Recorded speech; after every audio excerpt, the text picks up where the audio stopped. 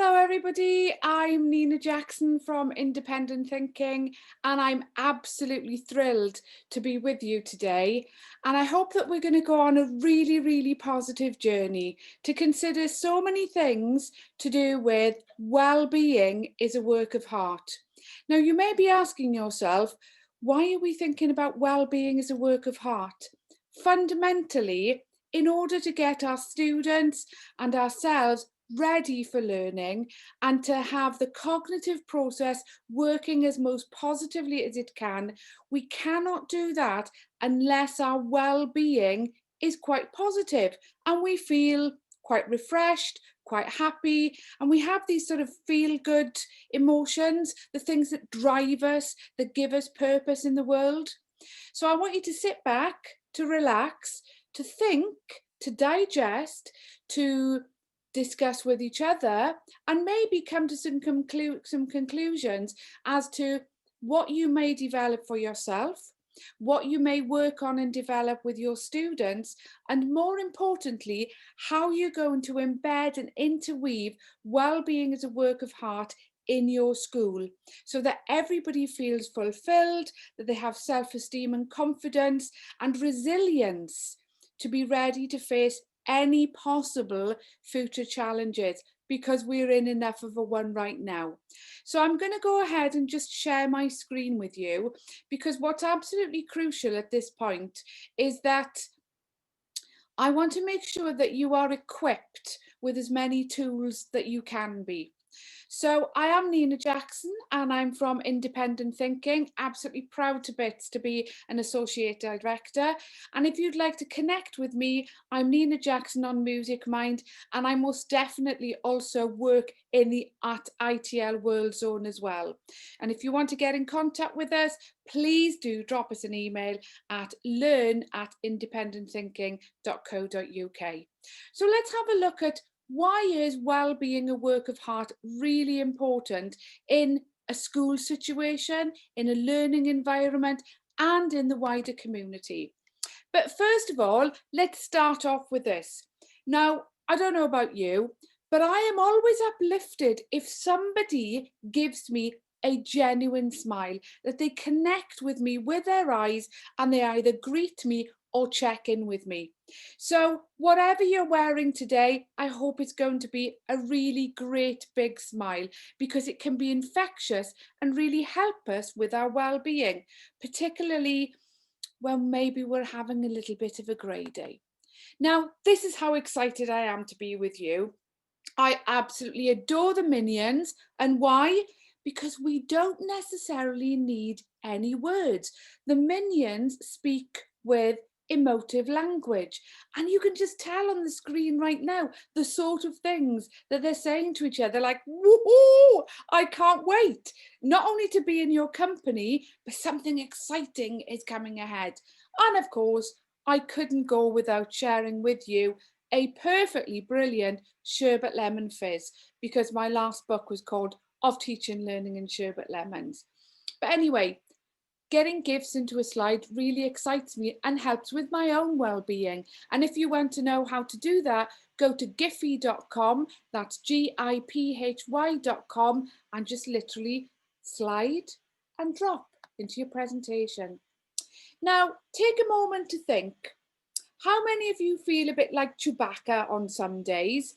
And how many of you feel like this lady from The Simpsons, and I forget what her name is, but you just want to run away from everything because the world is crazy?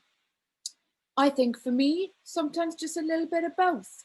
Or what if you're trying to manage a family and all these jobs, looking after the home, looking after your children, looking after your husband or your wife or partner, and having to think about all the workload and the things that you need to do for school? It can be crazy. And I'm sure you also feel a little bit like SpongeBob occasionally. But you know, if we really look at what's happening in the world, the recent report from Education Support Partnership is quite worrying indeed. You can see that during COVID, 52% of teachers felt that their mental health and well-being had declined. And statistically right now, this is probably even worse because this was done over the summer period. I'm sure if you took some time also to ask the children and the young people that you work with, they too may be struggling right now. Not just with the fact that they're concerned about COVID, but they're concerned about their learning and being in this health and safety environment with bubbles and so forth. But even before COVID, there were many things that were happening in our schools and still are, which are causing so much anxiety and stress. And if we don't address anxiety and stress in its early stages, what we end up having is, I like to call them, the milfoil layers of being very unwell. Not necessarily physically, but it begins with being emotionally unwell. And then what happens? We have the physical symptoms too. So take a pop over to Education Support Partnership and check out the recent research summary. But before we go on, what I'd really like to do is this. I would like to give you a massive thank you, and a second thank you, and a third thank you for being all that you are and all that you do for the children and the young people, your school and your community right now.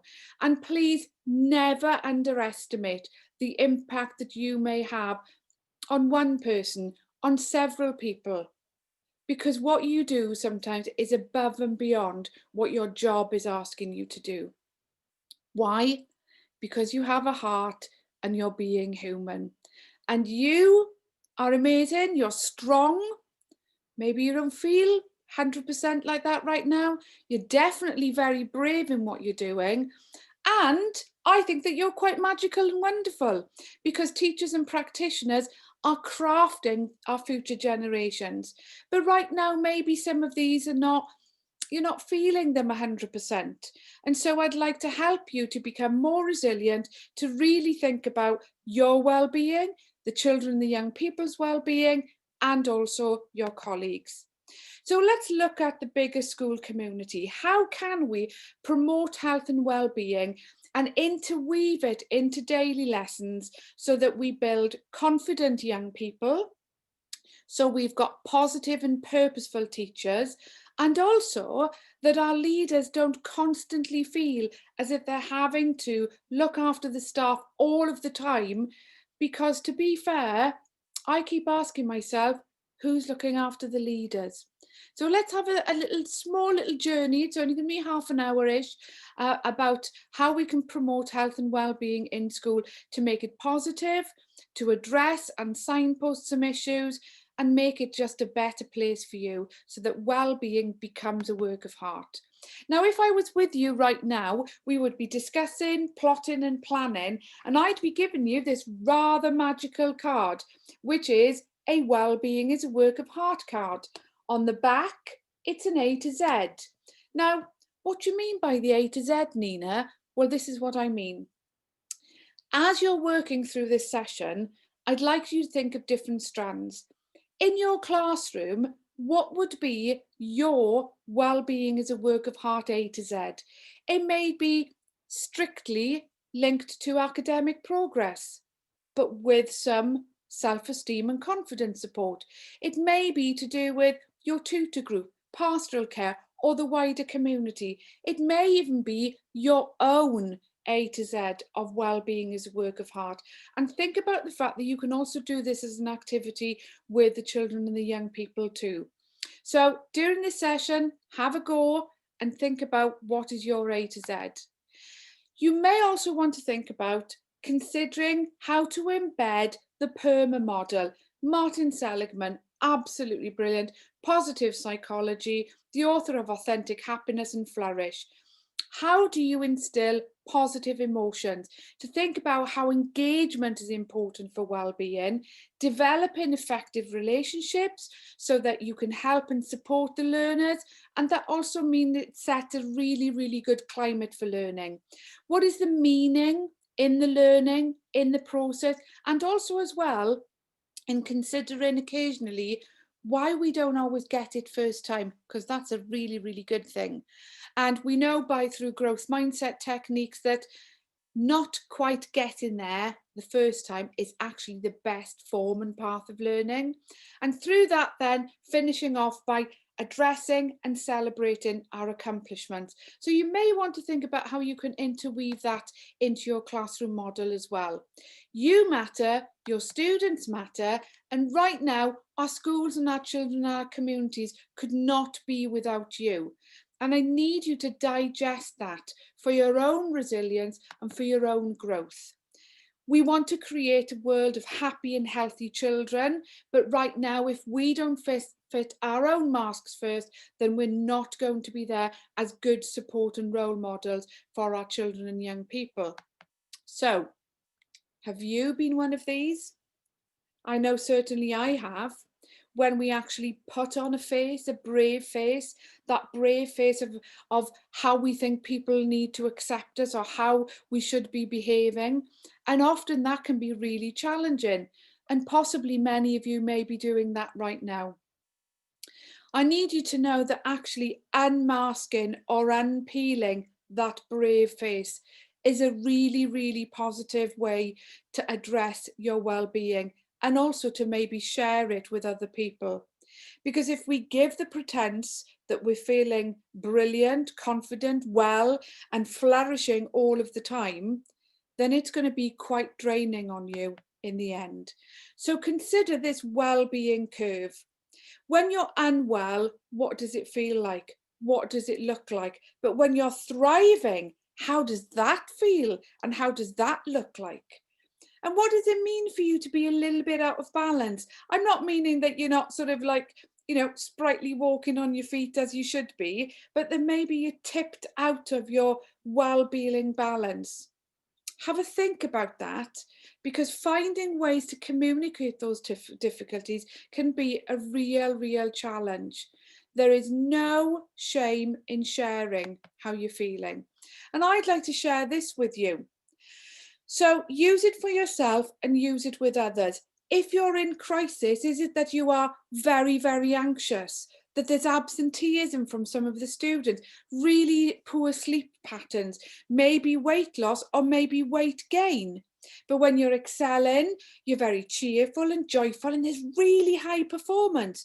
There's a considerable amount of flow and energy and you are realizing what your full potential is.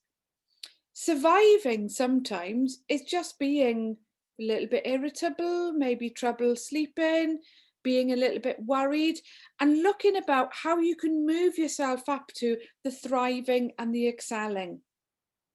If you're finding difficulty, reach out to one of us at Independent Thinking, or actually tap into maybe your well-being lead in school or others that can support you. Because right now, what I'm finding out in supporting staff well-being, we need to be looking at reducing stress, cutting your workload and saving time. Now, if we flip that over, isn't that what we're also trying to do for some of our students as well? Because the stress and the workload right now with online learning can be very difficult for them too.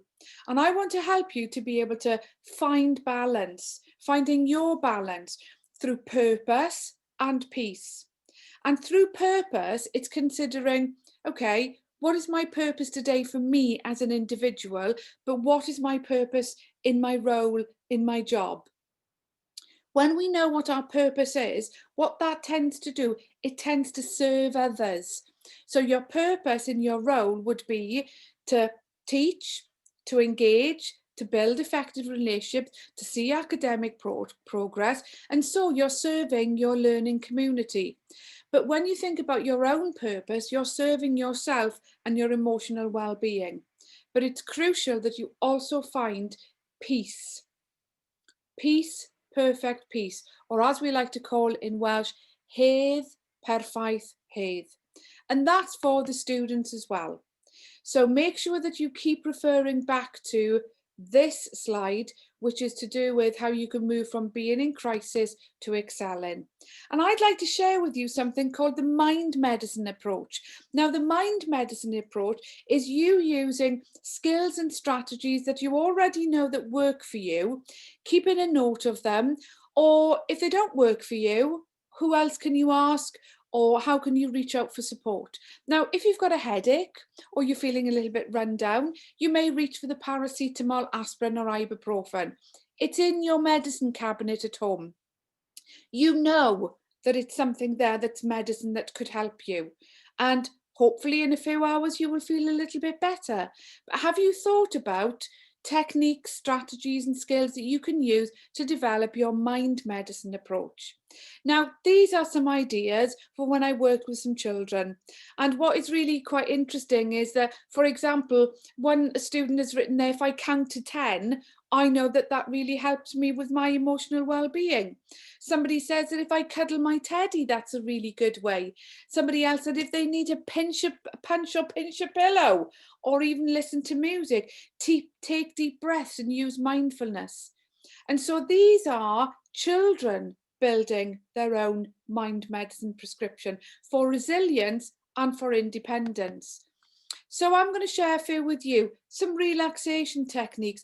Think about some mindfulness, some walking, even out in the rain sometimes, some good breathing techniques. Think about the fact that when you're taking air in, it's the opening part of a balloon.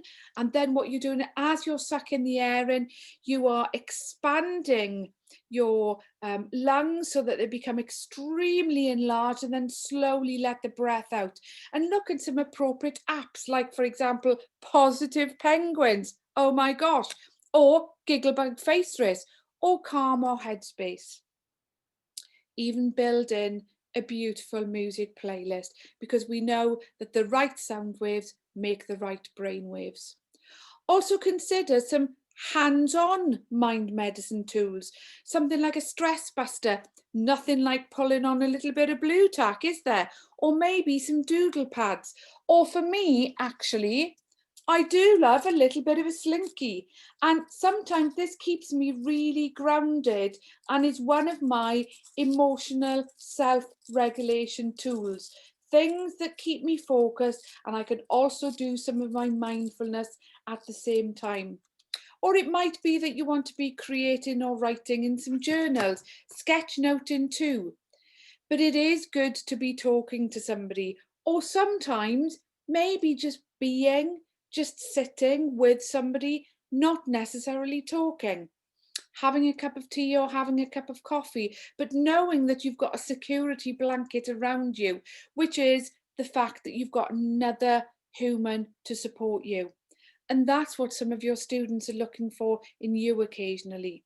You may also want to talk or record your thoughts.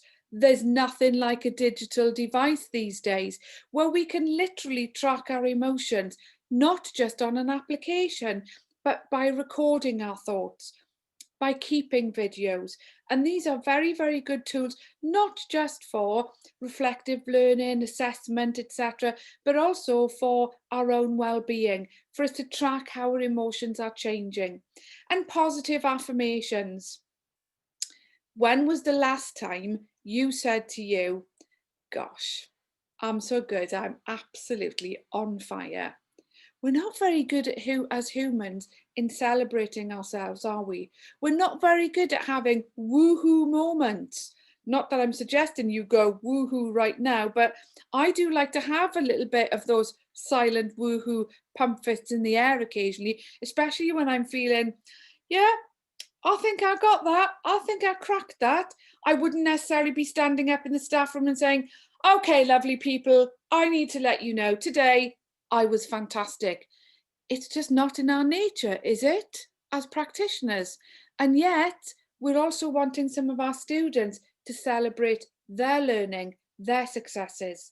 So a simple way is to either think, write, or record 3 great things, 3 good things, 3 amazing achievements in a day. I mean, if you think about all the stuff that you've done from when you've woken up in the morning to when you go to bed at night, there's loads. I mean, loads and loads and loads. You just need to take the time to reflect on you. So here's a little gift for you, a little mind medicine prescription. You can use it with your students, you can use it for yourself. So as an example, okay, what will I try? Okay, I'm going to prescribe myself self-gratitude 3 times a day. And then after a few days, you think, okay, what's the third verdict? Am I feeling a little bit better? Oh, yes, I feel really good about myself. Maybe I'll keep that on the prescription. But what you do is you just add things that you know are pretty good for yourself.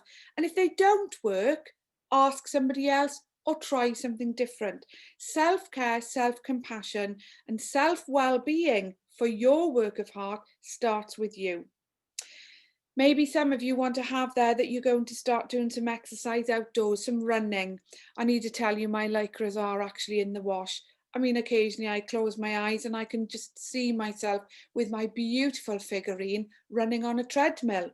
But I don't have a treadmill, but what I do have, I have another form of an exercise machine that works for me.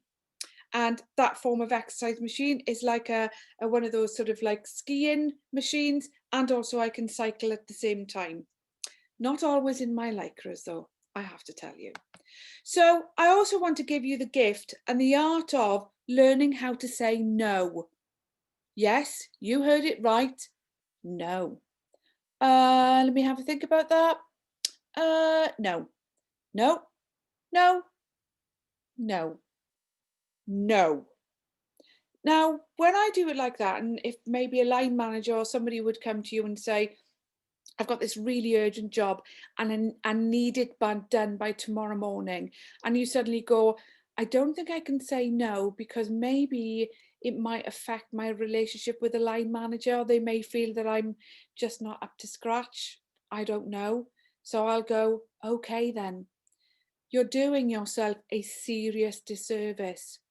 Ladies and gentlemen, I'm going to take you into the wonderful world of the ninja in learning how to say no. So, do you know what? That's a really, really kind request, but I'm going to have to say no on that because I'm not going to be able to complete it. Really? How are you not going to be able to do it? But it's a very important job and I need you to do that for me by tomorrow morning. I'm really, really sorry. I have a meeting this evening. Well, what sort of meeting have you got? Well, it's an appointment actually. Oh, right, okay. So, and what appointment would that be then that's so important that you can't do this job for me tomorrow? Well, my appointment is I'm having colonic irrigation. They're not going to ask you again about that. And actually, if you calendar an event where you make an appointment with yourself or have a meeting with yourself, and you actually say to people, I'm really sorry, I'm in a meeting then, or I have a conference call. Now, I need you to know that making an appointment with yourself is absolutely crucial. Because it's in your diary, you need to do it. Because we can't cancel things in diaries, can we? When you're going to say, oh, I'm sorry, I can't do that this evening, I'm on a conference call, please be careful of your time zones because I'm going to give you a tip. Cyprus is 2 hours ahead of the UK. Dubai is 4 hours ahead. Shanghai is +8 though. So I really wouldn't be telling somebody that, oh, I've got a conference call with somebody in Shanghai, because you are going to be rumbled. So make an appointment, have a meeting, or say that you're very busy on a conference call. And I want you to consider these things for the future when you're thinking about well-being as a work of heart. Where are the crunch points in your school year? Okay, there will be certain points where you know that you're not going to be your absolute best selves. Instead of thinking of a to-do list, what about a to-don't list? Make a date with yourself. Consider what's really essential in meetings. Can you have something virtually? Of course you can, because we're living in it. That's what we're doing. Recognize that some people may be suffering with SAD during this time of the year. Look at what your personal challenge times are. For example, maybe the anniversary of a bereavement, maybe the anniversary of a relationship splitting up. All of these things can be really, really complex. And you know, sometimes some things can be put on hold.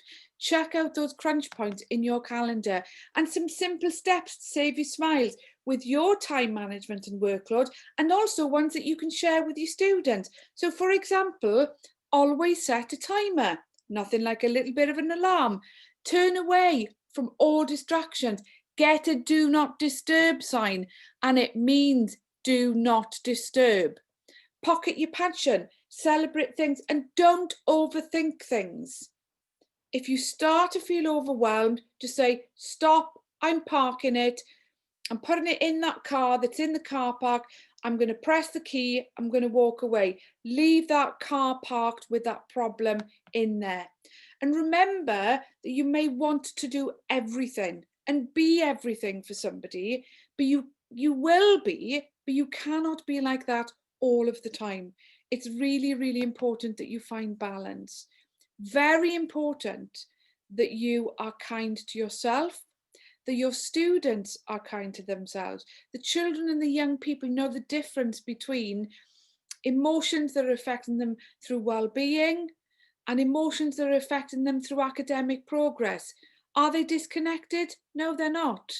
So it's marrying the head and the heart together.